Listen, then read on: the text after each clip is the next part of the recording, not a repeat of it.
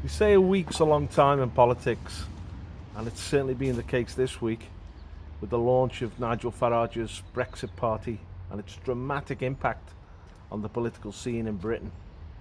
Um, we've been around West Kirby on the Wirral in Merseyside today and just taken the Vox Popula, what people think about the situation with the European Union, and they're really disgusted with what Theresa May has done. We were promised, set in stone, that we'd be leaving the European Union on the 29th of March. And she reneged on that promise.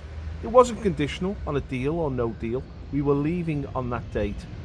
Article 50 had been brought into effect, and that meant we had 2 years to negotiate a deal, and we had to leave at the end of the 2-year period. But the 2-year period has come and gone, and as we got close to the deadline, the 29th of March, which was set in stone, Theresa May brought out the royal prerogative, overrid the will of Parliament, and said we're going into another extended period of negotiation. And there's a real sense of betrayal about that. That Theresa May was always a Remainer. She voted to remain, she campaigned for Remain, and she doesn't want to leave the European Union.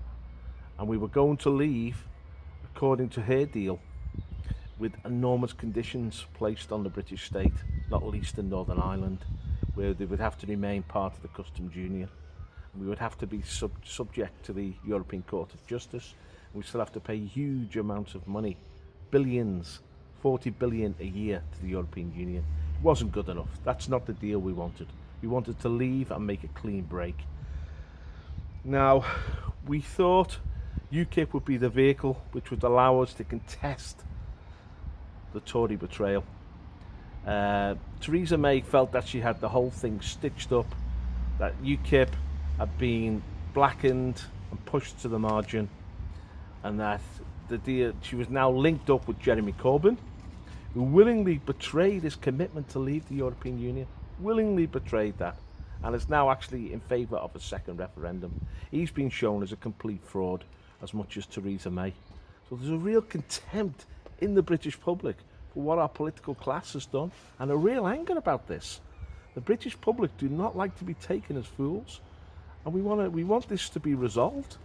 And more than that, we want some people to be punished for what they've done to us, for this deception.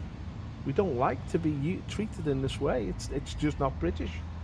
And it was a great opportunity for UKIP to seize the moment.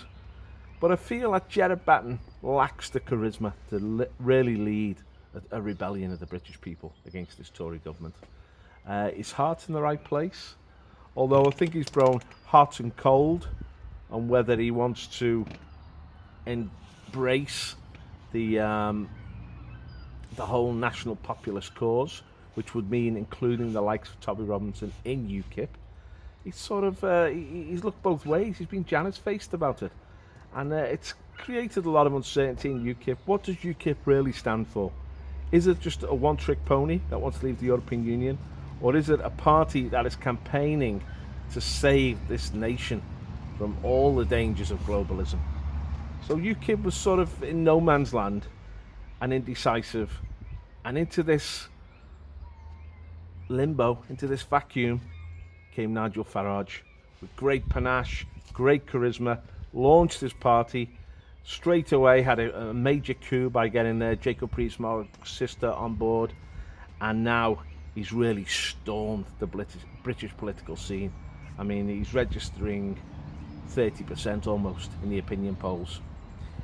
In the European elections, he's going to wipe the floor with the Tories, who've collapsed to 14%, and Labour, who was stagnant at 24%. Nobody sees Jeremy Corbyn as a saviour of this nation. Choosing Jeremy Corbyn over Theresa May would be like jumping out of the frying pan into the fire. It would make things far worse, and we're all conscious of that. But we have a saviour. He's come on his white horse, Nigel Farage, and not only will he storm the European elections if they take place, I think they're having second thoughts about them now, he will also win the general election with the Brexit Party. This is the real political earthquake in Britain. If he puts up 650 candidates across the United Kingdom, Brexit will defeat the Tories and will defeat Labour and will win the general election. And Nigel Farage will be given the keys to 10 Downing Street. He's pulled off a major coup. May didn't see it. Corbyn didn't see it. The deep state in Britain, which has sort of manipulated the whole scene to make sure we stay inside and are locked into the EU project, they didn't see it. He's pulled a fast one, Nigel. He's pulled a rabbit out the hat, and it shows his star quality. He is Trump's lieutenant in Britain. What Donald Trump has done to transform the American political scene, Farage is now showing himself as capable of doing that in Britain.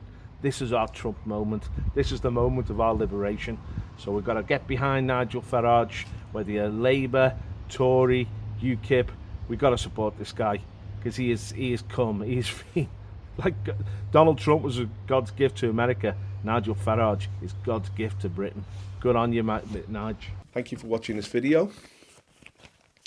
We're putting out messages as often as we can now to stir up the people of this nation and the people of the West to fight back on behalf of their nations, to have confidence that we can win. We're trying to buy new equipment. We want to buy a small camera so that we can film outside, and we want buy some radio mics so we can get good sound quality outside. So we're looking for funds really to promote this work that we're doing. So if you support us and you want to invest in this battle to save our nation, there's a PayPal link in the description. If you can, please make a donation. Make sure you subscribe to our channel.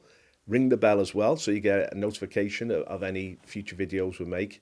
We're turning out 2, 3, 4 videos a week now, and we're going to keep on this battle until we win. Thank you.